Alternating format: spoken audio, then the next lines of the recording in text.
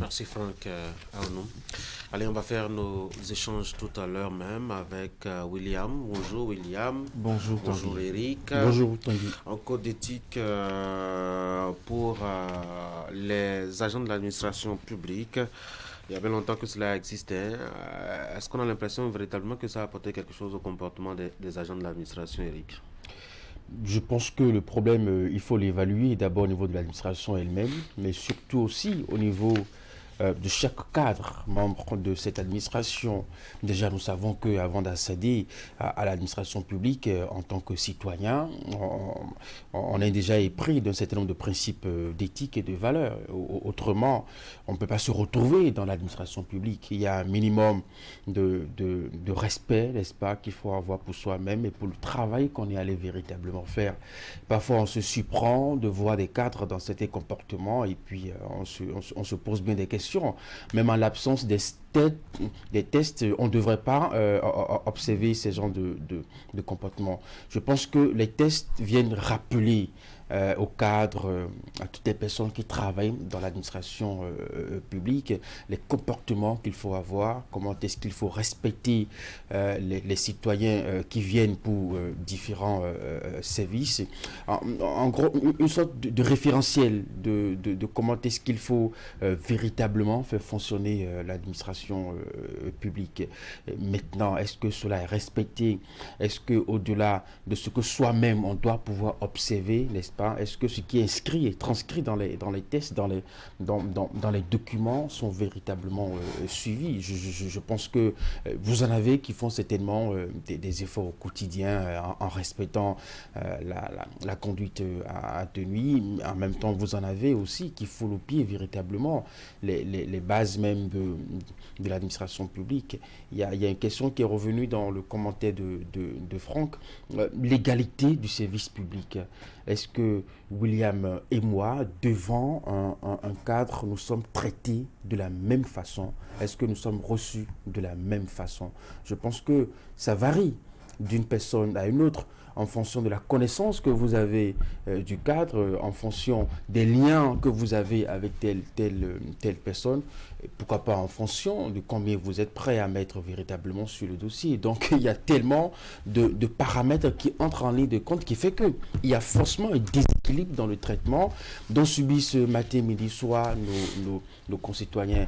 Vous en verrez qui vous diront, mais écoutez, je suis là depuis 8 heures, mais on ne m'a pas reçu. Mais devant moi, il y a un monsieur qui est venu en Costa, bien parfumé, voilà. Il a échangé juste quelques mots avec l'agent qui se retrouvait là, et puis il a été reçu. Mais en même temps, je suis un citoyen et j'avais le droit d'être reçu, n'est-ce pas, dans le temps. Et malgré ça, on a préféré justement passer la main à quelqu'un d'autre. Vous avez des citoyens qui subissent ça au quotidien et qui parfois sont déçus, n'est-ce pas, de l'administration publique.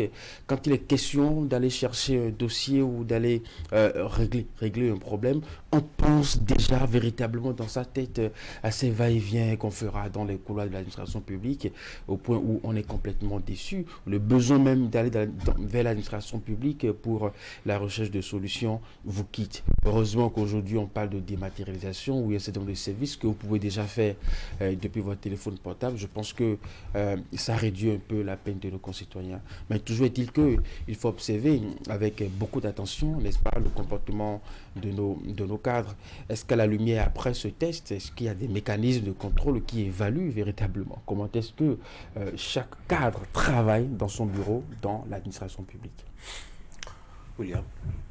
Euh, les règles pour encadrer le travail de la personne investie d'une fonction publique ou de celui qui est élu à une responsabilité politique publique dans notre État ne manque pas. Je pense déjà à l'article 35 de notre Constitution qui institue les devoirs de la charge et qui impose probité, loyauté, compétence, et j'oublie les deux autres mots, qui doivent caractériser l'agent public ou l'élu, l'investi d'une fonction publique. En fait, depuis la conférence nationale alors, sinon depuis au Conseil de la République, les constituants trouvaient que il faut qu'autant nous codifions les règles générales, en fondant l'État du Bénin, en fondant ses institutions, en fondant son organisation, déjà les pairs ont trouvé qu'il fallait que l'agent public soit codifié, il fallait que le travail dans la fonction publique soit codifié. On dira que ce n'est pas propre au Bénin, que dans tous les pays du monde, l'administration publique doit être suivie. Je crois que c'est dans cet ordre d'idées que la plupart des textes qui régissent le fonctionnement de l'administration publique aussi déclinent ces grands mots, ces grandes bases posées dans la Constitution. Ils déclinent de façon plus détaillée, de façon spécifique aussi dans les corps. Vous avez le statut général de la fonction publique qui revient également, et très amplement d'ailleurs, sur comment l'agent public doit se comporter face à la corruption, face au pot de vin, face aux compromissions, face aux remissions par endroit, face à sa conduite en général, les sanctions, les paliers de sanctions, comment éviter les conflits d'intérêts. Vous voyez, il y a beaucoup de règles qui les encadrent. Ils ne sont pas, par exemple, en droit d'avoir le statut de commerçant connu comme tel. Tout ça pour éviter les conflits d'intérêts. La laïcité de l'État est également déclinée, et ainsi de suite. Donc, bref, il y a de ces genres de règles qui existent dans le cadre normatif de notre pays, de façon spécifique, dans certaines professions militaires, paramilitaires, dans des ordres professionnels, je ne sais pas, serment d'Hippocrate par endroit, loyauté à la patrie par endroit. On a des règles qui régissent le travail de l'agent public dans sa profession de façon spécifique et de façon générique en tant qu'agent de la fonction publique. Donc, la question, elle existait déjà. Mais quel bilan faisons-nous de ces règles qui existent? Vous savez que notre administration ne manque pas d'être le reflet de notre sociologie. Les amitiés, les affinités, le népotisme, le clientélisme. On a beau lutter contre la corruption, on a beau créer une autorité de lutte contre la corruption qui a dénoncé à corps à cri beaucoup de sujets pendant longtemps. On a beau créer, comment on appelle, une cellule de prévention de la corruption. On a créé des cours de répression des infractions comme la corruption, le blanchiment de capitaux, tout ce que vous savez dont la criette a compétence matérielle aujourd'hui. On a créé également plusieurs autres mécanismes, mais pourtant, l'administration est ce qu'elle est. Vous voyez la conduite des agents publics. Il y a une épée de Damoclès qui a planché, que je pense, qui planche encore. Il y a une certaine crainte, une certaine stupeur née d'une certaine volonté politique mise en place et tout. Mais ce qui est là. Malgré je ne sais pas combien d'années de politique répressive et très coercitive, on a pris des gens pour des grains de maïs, on a pris des gens pour des sacs de riz, des bidons d'huile, mais cela n'a pas enlevé ce reflet sociologique que notre administration est de notre comportement, de notre société, c'est-à-dire des valeurs qui ne sont pas forcément vraiment en accord avec la République, c'est-à-dire le vivre ensemble, l'égalité de tous, l'égalité de chacun devant la loi, des valeurs comme celles-là que nous avons amenées dans l'administration publique. Est-ce que c'est pour remédier à ces choses? Est-ce que c'est pour pallier ces choses, ces insuffisances qui demeurent malgré le cadre normatif? On a pensé à un code d'éthique, là ça viendrait bien. Est-ce que c'est pour davantage asseoir la sensibilisation, l'éducation? Parce que malgré toutes les règles de la République qui existent, l'administration publique est toujours perçue comme l'Eldorado, là où il faut aller pour que l'État tout juteux qu'il est, on puisse en profiter, on puisse se réaliser au mieux, on puisse vivre au mieux. Ça n'a pas quitté la tête des gens. C'est pour ça, malgré toute la politique judiciaire qui est mise en branle depuis quelques années, même la semaine écoulée, devant la criette, vous voyez des agents publics pour des questions de compromission, des questions de malgouvernance financière et autres, comparaître devant un juge. J'en aurais fini quand j'aurais dit que si c'est la thérapie adéquate finalement, allons-y, appliquons-la pour voir ce qu'elle va nous apporter, mais si ce n'est qu'un autre superflu, sinon un autre texte encore pour s'ajouter à l'ensemble des normes déjà existantes, je crois que nous sommes alors loin du bout du tunnel. Franck. Dans la préface de ce document que j'ai eu le temps de fouiller un peu, il y a eu un diagnostic qui a été fait.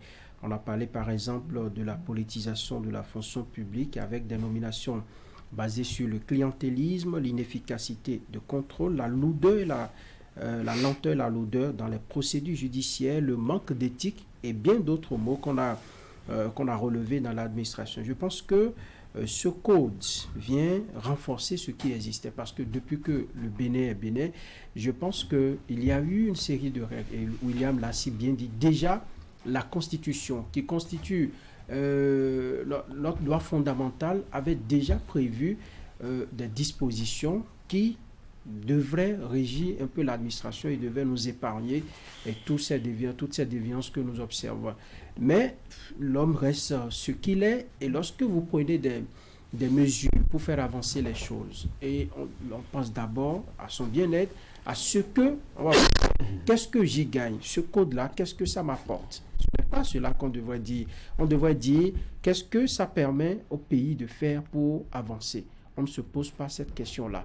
Mais une chose est d'avoir des règles, de bonnes règles, mais l'autre chose est de savoir l'appliquer. Parce qu'au même moment, on peut incriminer les agents de pratiques peu orthodoxes, mais au même moment, il y a des responsables au niveau de l'administration qui en rajoutent à ces mauvaises pratiques. Lorsque, par exemple, vous souhaitez avoir un seul agent à vos côtés, vous préférez accorder des avantages longuement à un agent lorsqu'il y a des missions, lorsqu'il y a des avantages, lorsqu'il y a des intérêts à gagner, c'est vous qui décidez de telle ou telle chose, alors qu'il y a parfois les compétences qui existent au niveau de cette administration-là qu'on devrait choisir ou tout au moins varier dans le choix.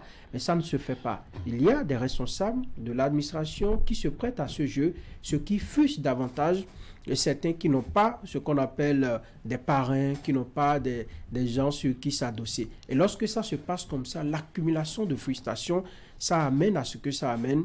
Il y a de la désinvolture, il y a des manquements. Vous arrivez, vous ne gagnez rien. Si c'est votre tour d'aller, par exemple, en mission ou de profiter d'une bourse ou d'une formation, on vous met de côté, on choisit. On devrait avoir le même traitement qu'un citoyen ou un usager de la gauche, qu'un citoyen de la droite, un citoyen qui porte un costume bleu ou qui porte un costume noir qui se présente à vous. On devrait avoir le même traitement. Mais ça n'a pas toujours été le cas.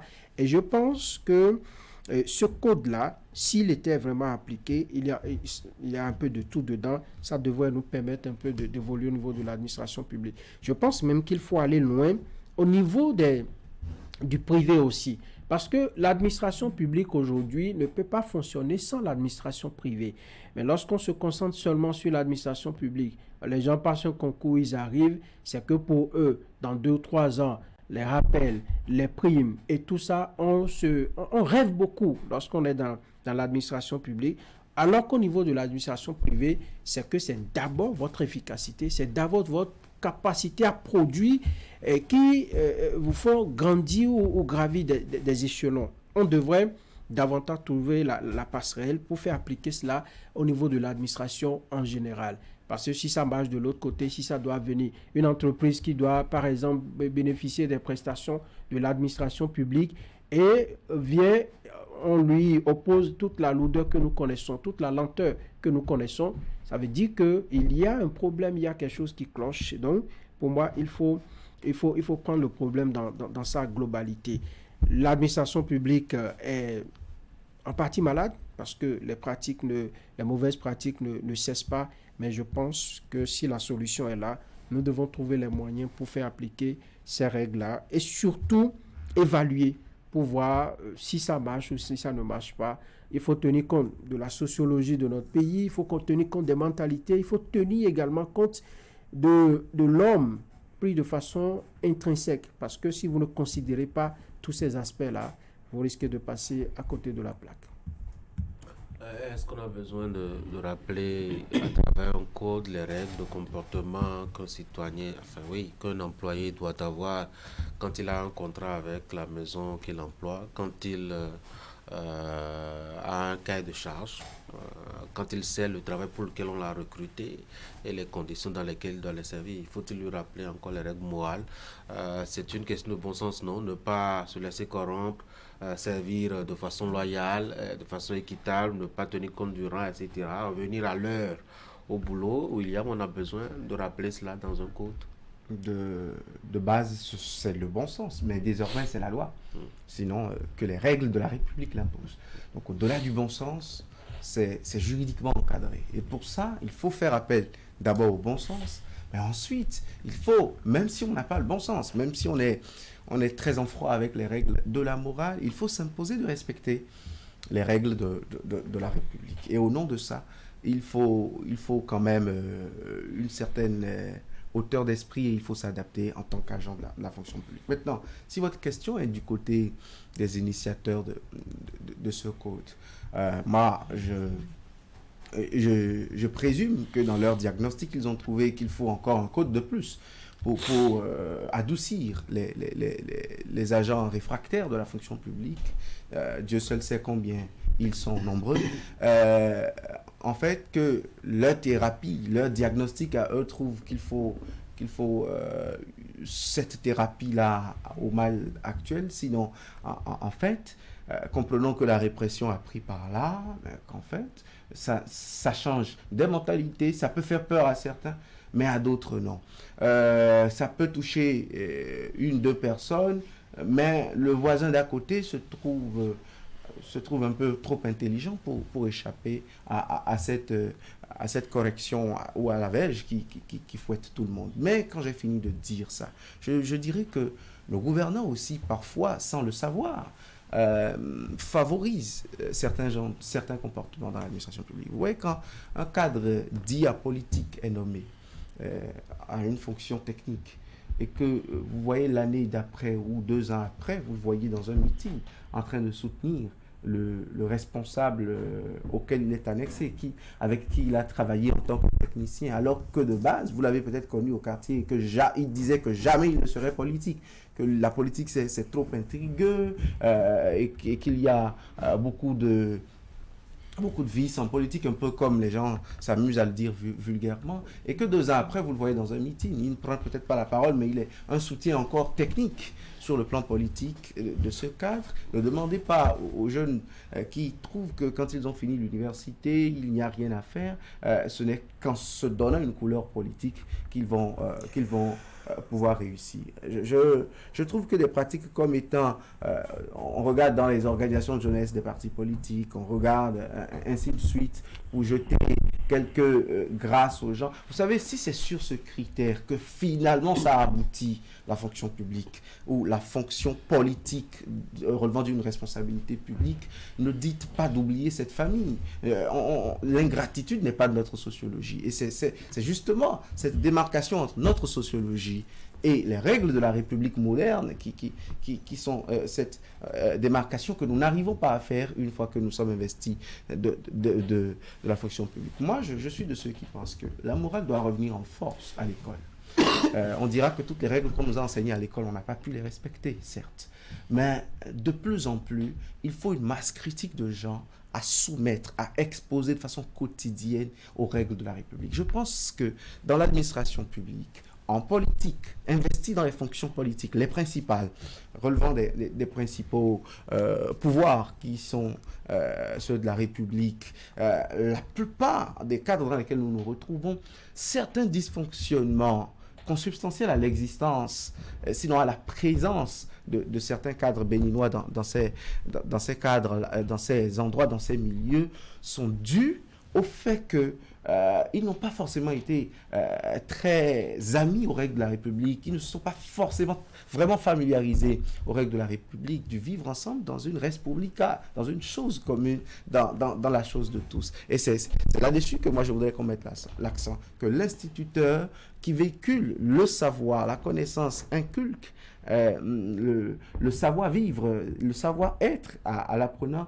lui inculque aussi et de façon très forte le cadre qu'il doit être, l'opérateur économique qu'il doit être, l'entrepreneur qu'il va devenir, le vertueux qu'il doit être aux côtés de... Et cela sous-entend que lui-même est une incarnation, une émanation de ces valeurs-là et qu'il a les armes pour les inculquer. Dans les systèmes éducatifs les plus... Et c'est là que je finirai. Les systèmes éducatifs les plus réputés aujourd'hui, on a senti, certains chercheurs ont fait certaines nuances, on a ressenti que des bribes de patriotisme, de morale, d'adaptation au contexte et aux besoins d'emploi, aux besoins professionnels des milieux de ces pays sont les choses les plus représentatives dans le cocktail qui est servi en matière d'éducation aux apprenants.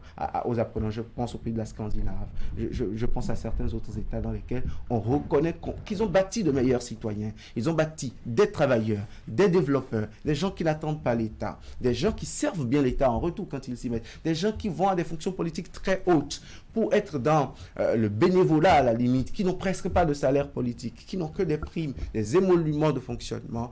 Ces pays en sont arrivés à ces niveaux parce qu'en fait, leur éducation a eu ce socle, a eu ses bases. Et voilà des États dans lesquels vous voyez que les grands enseignants de sciences politiques, de droit, de certaines sciences sont de vrais pratiquants. Ce sont des premiers ministres, des vice-premiers ministres, des ministres de ci, des ministres de ça.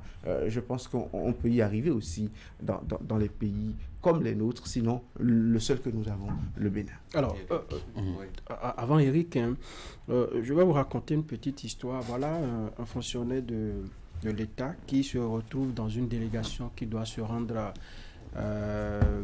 dans un pays de l'Asie. Alors, la délégation a été constituée et là-bas, quand ils sont arrivés, il s'est trouvé qu'il y a eu beaucoup de magouilles, les frais de mission, il y a eu beaucoup de problèmes là-bas. Quand il est revenu, il a pris son stylo et il s'est mis à la tâche. Il a fait un bon rapport sur la situation à son responsable.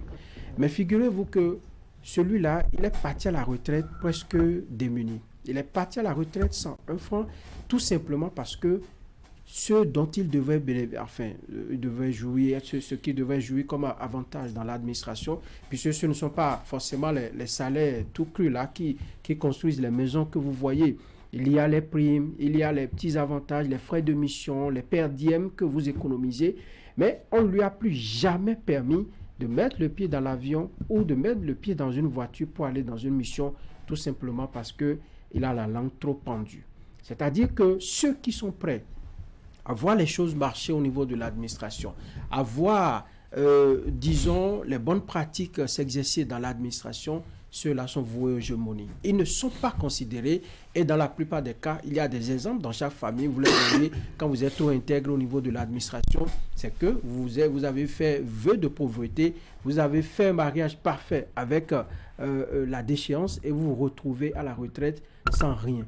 Il y a des cas comme ça, des gens qui veulent servir leur État avec probité, mais qui n'ont jamais été pris au sérieux. Soit ce sont les collègues qui le combattent jusqu'au bout, soit c'est le responsable même qui lui dit attention, je ne suis pas ici je suis pas venu ici pour servir, c'est d'abord pour me servir et ensuite servir l'État. Il y a des responsables qui le disent, si tu continues comme ça, je ne vais plus te mettre dans les délégations, je ne vais plus te mettre dans les missions. Donc c'est pour dire que parfois nous entretenons une hypocrisie collective. Dans le groupe où on doit œuvrer, par exemple, pour que les choses marchent, on préfère prendre les raccourcis, on préfère prendre les mauvaises habitudes et ça est les dégâts. Quand ça se passe comme ça, ne vous attendez pas à des résultats. Et comme vous l'avez dit, c'est une très bonne question que vous avez faite à William, on ne devrait pas rappeler ces règles. Écoutez, lorsque vous les recrutez, ils finissent la formation, ils vont à des stages. Et à ces stages-là... Vous faites d'abord une enquête de moralité. À ces personnes. Et à ce stage, je ne crois pas qu'on leur dise venez puiser dans les caisses de la maison. Un jeune qui, par exemple, a bénéficié de la confiance de son ministre ou de son directeur, qui le nomme à un poste et qui confond les caisses de l'État à sa poche ou bien aux caisses de la collectivité, qui a puisé des milliards, qui se retrouve aujourd'hui en prison. Et il en a bénéficié d'abord avant qu'on retrouve les traces de sa malversation. Quand vous voyez comme ça, il y a beaucoup de jeunes qui veulent vivre comme à Daweno ou bien à Doweno, le jeune qui se retrouve en prison aujourd'hui. Et donc, quand vous allez à des stages, on vous dit ne faites pas ci, ne faites pas ça. Mieux, c'est que quand vous arrivez à un poste, vous avez un cahier de charge. Tanguy l'a rappelé tout à l'heure. Tout ça est foulé au pied. Et dans ces conditions, pas de résultat. On est là, on tâtonne et l'administration végète dans les pratiques plus orthodoxes. C'est dommage, mais c'est la triste réalité. Sur Cône, on devrait œuvrer davantage. Moi, je ne suis pas pour les ateliers sur des trucs comme ça. Chacun sait ce qui est dedans. Si quelqu'un faute, il faut sanctionner. Si quelqu'un faute, il faut avoir le courage de prendre les sanctions qu'il faut. Oui, Eric. Je pense, a priori, non. On n'a pas vraiment besoin de mettre dans un document code des valeurs pour amener les cadres au respect d'un certain nombre de principes et de valeurs. Parce qu'on estime que l'école ou l'université a quand même déjà réglé un certain nombre de choses. Ce n'est pas de l'administration publique qu'il faut apprendre à quelqu'un d'être à l'heure, d'être courtois envers les autres, voyez-vous, d'être respectueux des choses de l'État. Il y a ces principes qu'on nous a enseignés à l'école, à l'université, et même une fois, quand on a fait l'option de faire un travail dans ces séries de formations. Je pense qu'une fois, dans l'administration publique, c'est qu'on est un serviteur accompli au service véritablement de la nation. Je pense aussi que il y a sans doute une perception peut-être mauvaise que nous avons de l'administration publique. Vous avez les gens déjà depuis la formation estiment qu'on y va pour être chef, pour être vraiment patron, pour faire le boss, le dur à tout le monde et pour se servir parce que c'est la chose de l'État, voyez-vous. Et ça part de là. Et donc, faire de l'administration publique, ça devient une formalité qu'il faut respecter, voyez-vous. Et puis nous voyons ça au quotidien. On n'a pas toujours le sentiment qu'au niveau de l'administration, nous avons des gens qui sont au service de la nation. Et donc au service des citoyens.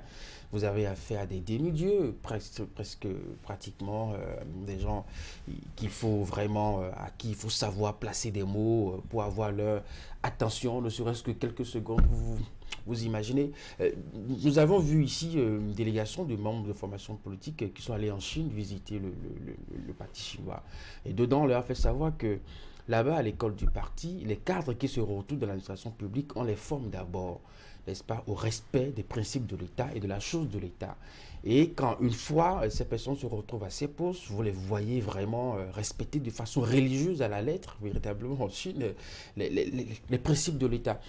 Et là, quel rôle les partis politiques jouent aussi dans ce que, dans l'administration publique, c'est pratiquement les mêmes personnes que vous voyez au niveau de l'administration publique, que vous retrouvez également au niveau des partis politiques, les personnes qu'on condamne pour tel dossier ou dans telle affaire, on se retrouve également au niveau des partis politiques. Moi, je pense que les partis doivent se sentir gênés que un de leurs militants qui est cadre dans l'administration publique soit condamné. Or, au niveau de ces formations politiques, on estime quand même que il y a un certain nombre de valeurs que le parti prône. Il n'y a pas la corruption, il n'y a pas le vol, il n'y a pas un certain nombre de choses. Et donc, pour moi, les partis politiques aussi doivent se saisir aussi de la façon dont le militant se comporte dans l'administration publique. Puisque, qu'on le veuille ou non, vous avez aussi des nominations politiques au niveau de l'administration politique. Donc je pense que ça soulève tellement de questions, parfois d'éducation, de formation, n'est-ce pas, au niveau de ces personnes qui ont la charge de jouer un rôle au niveau de l'administration publique. Je pense qu'il faut davantage sensibiliser les différents acteurs, à savoir que au niveau de l'administration, on est serviteur de l'État. Et comment on s'arrange pour que le service s'améliore, le comportement et l'égard des citoyens s'améliorent par rapport justement à la chose publique? Parce qu'en réalité, ce n'est pas seulement ceux qui sont là. On a juste l'impression que c'est parce que nous sommes dans le besoin du service et qu'ils sont en face de nous qu'ils sont mauvais. Alors qu'en réalité, nous-mêmes, quand nous serons à la même place, nous avons à peu près le même comportement. Alors qu'est-ce qu'on fait? On se confie aux partis politiques, à l'école, ou bien, Franck, qu'est-ce qu'on fait? Ou bien à notre code? Un peu Mais de aux tout. prêtres et aux pasteurs aussi.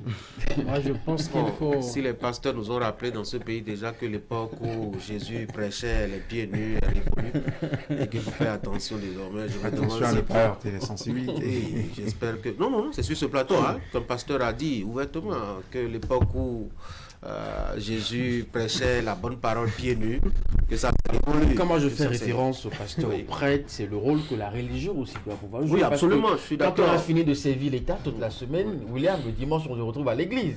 On écoute le prêtre, on écoute le pasteur qui nous rappelle les Avec 10 un commandements programme de ecclésiastique Dieu. assez- Voilà, assez donc soutenu. et quand vous finissez d'écouter ça un dimanche matin, que le lundi, Tanguy,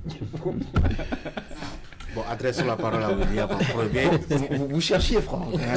La question était faite à Franck de De toute façon, je reviendrai à vous. Il n'y a pas de souci. Donc, Franck, allons-y. Alors moi je pense qu'il faut rechercher une solution holistique, hein, l'église, la famille, l'école, les partis politiques, l'État lui-même, parce qu'un agent qui n'est pas dans de meilleures conditions, ne lui demandez pas de rendre, de donner des résultats. Vous voyez, vous retrouvez des agents au niveau de l'administration, vous avez pitié d'eux. On les range dans des, disons, dans les restes du bâtiment, où c'est lui qui doit recevoir tous les usagers en premier, mais vous le voyez, il est dans de la paperasse, mais c'est lui qui fait le gros lot du travail. Ceux qui travaillent plus sont mal logés. Vous voyez les patrons qui sont dans la climatisation, en haut, et qui signent peut-être 2 ou 3 documents par jour. À midi, c'est eux qui se rendent dans les restaurants les plus chics de la ville, qui mangent à satiété et qui reviennent. Lui n'a même pas le temps de prendre la pause parce que tout simplement, on dit que le service est continu. Et il fait ça toute sa vie. Il va à la retraite. Parfois, même en rêvant, il le dit à la maison. Ses enfants le réveillent pour dire, papa, pardon, tu n'es pas toujours au service. Tu es maintenant à la maison. C'est pour dire que parfois, les conditions dans lesquelles on met les agents pour travailler, ces conditions sont inéquitablement garanties. Il y en a qui sont logés dans des bâtiments bien faits, ainsi, pendant que d'autres sont en train de moisir quelque part, en train de se taper tout le gros lot du travail. Je pense qu'il faut travailler à ce niveau. Au niveau de nos centres d'éducation, je veux parler de l'école, même dans les églises, les centres, comment vous appelez ça, les centres coraniques, dans la rue, ainsi de suite. Maintenant, vous n'avez plus le droit de toucher l'enfant d'autrui. Avant, à la belle époque, ça se passait. Vous voyez un enfant qui tient des propos, disons, pas trop orthodoxes à l'endroit d'un grand. Vous pouvez lui donner quelques fessées. Vous pouvez le prendre par la main devant ses parents, le taper. Aujourd'hui, vous vous retrouvez à la criette, ou vous vous retrouvez devant le juge, on va vous dire, VBG, comment vous appelez ça?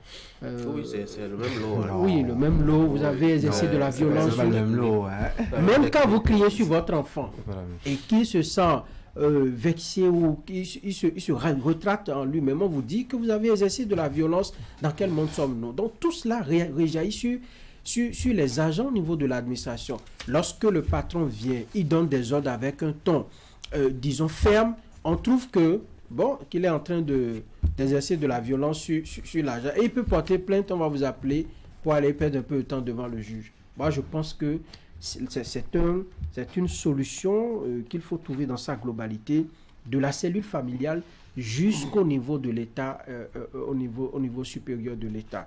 Tout le monde doit jouer sa partition dans la chaîne, sinon on ne peut rien espérer. On a beau avoir le code, c'est très joli, c'est bien écrit, il y a de l'espace dedans, vous lisez, vous avez envie de terminer, mais ce code ne vaudra rien si nous ne changeons de mentalité. Voilà.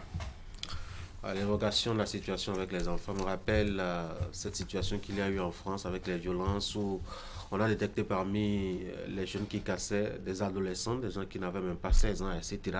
Et à Macron de sortir, de faire une déclaration et de demander aux familles d'éduquer leurs enfants.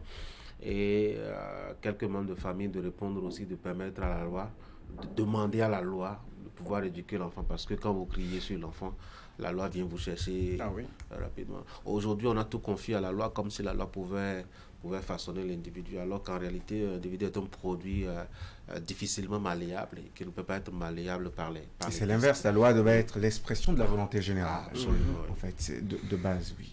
Maintenant, je suis à vous. Oui, vous savez, moi, quand la société est la complice première d'un phénomène, j'ai du mal à recourir à la société pour y remédier. Vous savez, dans les circonstances pareilles, il n'y a que l'exemplarité qui puisse vraiment donner le signe et l'alerte tel qu'il le faut. Parce que je dis, la société, elle est complice parce qu'elle est corrompue. Permettez-moi de dire les choses comme ça. Si vous êtes agent de l'État et qu'en 10 ans, vous n'avez pas encore bâti un lopin de terre et que vous êtes toujours en location, c'est d'abord votre propre famille qui commence par vous faire le procès en premier. Quand vous êtes agent de l'État, que vous êtes à une certaine fonction et que malheureusement, on commence par vous voir aux côtés des personnalités dans certaines activités et que les chaînes de télévision commencent par mettre leur caméra sur vous à des ateliers, à des travaux, et qu'après 15 ans de service au village, vous ne revenez pas encore avec un gros véhicule, vous n'avez pas encore des flottes de véhicules à mettre à la disposition pour les funérailles, pour les activités, c'est cette même famille qui s'en prend à vous. Et on donne l'exemple contraire, on montre l'élite de l'autre famille qui a pu aboutir, et qui, de son côté aussi, a mis tous ses frères en stage quelque part, a pourvu à la carburation, est le bailleur numéro 1 de la maison. Quand on sait tous que ce qu'il fait ne fait pas, sinon fait le quadruple de son salaire annuel peut-être ou trimestriel. En fait, quand une société est complice de ça, et c'est ceux-là qu'on respecte, ce sont ceux-là, ces gens des contre-valeurs qui sont les plus respectés, les plus en vue, ils sont les faux, les faux des familles. Quand c'est comme ça, et que sans eux, il n'y a pas de décision, une société complice, à tous les points de vue, quand vous parlez de religieux, je suis légèrement tenté de dire que parfois même ils trouvent que l'argent n'a pas d'odeur et que même si des corrompus viennent leur faire des libéralités, qu'il n'y a pas de problème là-dessus. Quand je parle de religieux, je suis au sens large, je ne parle pas des gens qui vivent vraiment leur foi et ont des conduites respectueuses de Dieu. Donc quand c'est comme ça, vous avez du mal à vouloir qu'un maillon de la chaîne de cette société puisse régler le problème. Moi je pense plutôt à l'exemplarité. Quand le cadre lui-même, ceux qui ont instauré ce code, quand ils seront le reflet parfait, quand ils deviendront, par exemplarité, les meilleurs modèles de conduite dans l'administration publique, ils auront d'abord la légitimité de parler. Parce que les cadres vous diront une chose, ceux qui conseillent le mieux sont ceux qui sont à 2-3 ans de la retraite et qui voient l'horizon soit sombre ou qui ont déjà bâti des paradis qui les attendent. Et soit ils sont très mal lotis pour prendre la parole, ou soit ils sont des exemples à ne pas suivre pour ne pas finir des carrières comme eux. Quand c'est comme ça, la roue va tourner, je ne sais plus combien d'années. Je m'imagine même que dans 20 ans, une autre génération de journalistes viendrait sur ce plateau d'Actu Matin et poserait le même diagnostic, ferait le même bilan, parce que je redoute que ce que nous disons là, les gens ne l'aient pas dit depuis la révolution marxiste-léniniste, depuis l'ère du renouveau démocratique. Eric, je pense qu'en mettant l'accent sur la société, c'est tous les instruments que la société nous offre pour la formation de l'individu, n'est-ce pas, qu'on retrouve soit dans l'administration publique ou privée, l'école, l'université, la religion, n'est-ce pas, toutes ces entités qui permettent de bâtir véritablement un individu. C'est peut-être aussi à ce niveau qu'il faut aller revoir les choses pour que nous ayons de plus en plus des gens vertueux, n'est-ce pas, avec qui nous confions les clés de l'administration et qui, dans une certaine mesure, peuvent respecter ses principes et ses règles. C'est vrai que la société, l'environnement, parfois, peut nous amener à nous dévier du droit chemin, mais c'est parce que on sait que l'environnement peut, à un moment donné, être complice d'un certain nombre de phénomènes que par la formation, n'est-ce pas, on nous enseigne véritablement des choses pour que nous soyons aussi convaincus de ce qu'on doit rester collé, attaché aux règles précises. C'est partout. Il n'y a pas un environnement où on n'attend pas de vous d'avoir des résultats, que ce soit ici ou ailleurs, quand vous évoluez. On attend à ce que le travail que vous faites puisse vous permettre, n'est-ce pas, de vous réaliser, que ce soit vos proches, vos amis, et voilà, il veut des retours. Et ce n'est pas à cause de ça, n'est-ce pas, que vous allez justifier ce genre d'attente par le vol ou par la corruption. Donc je pense que ça fait un ensemble de choses qu'il faut aller revoir. Aujourd'hui, quel genre de citoyens nous formons, n'est-ce pas, pour nos administrations? Vous avez des jeunes, vous savez, par le passé, quand on demandait à un jeune, tu as envie de faire quoi? La douane, parce qu'on sait que quand on force un peu les parents à investir, à vous aider à être dans ce corps de métier, en l'espace de quelques années, on a pratiquement tout réglé. Donc, on a la perception de ce que dans telle administration, impôts, niveau finance, bon, on a la possibilité de vite se faire de l'argent. Je pense que c'est là qu'il faut aussi aller déconstruire au niveau de la tête des jeunes l'idée qu'on se fait de l'administration publique. Ça n'est pas de l'argent facile qu'il faut aller ramasser. Mais malheureusement, c'est ce que pensent beaucoup de personnes. Allez les gars, merci beaucoup. Je vous souhaite de passer une très bonne journée. Mesdames et messieurs, c'est la fin de l'actu matin. Merci d'avoir été là. Derrière moi, vous suivez la revue de presse. Bonne journée, à demain.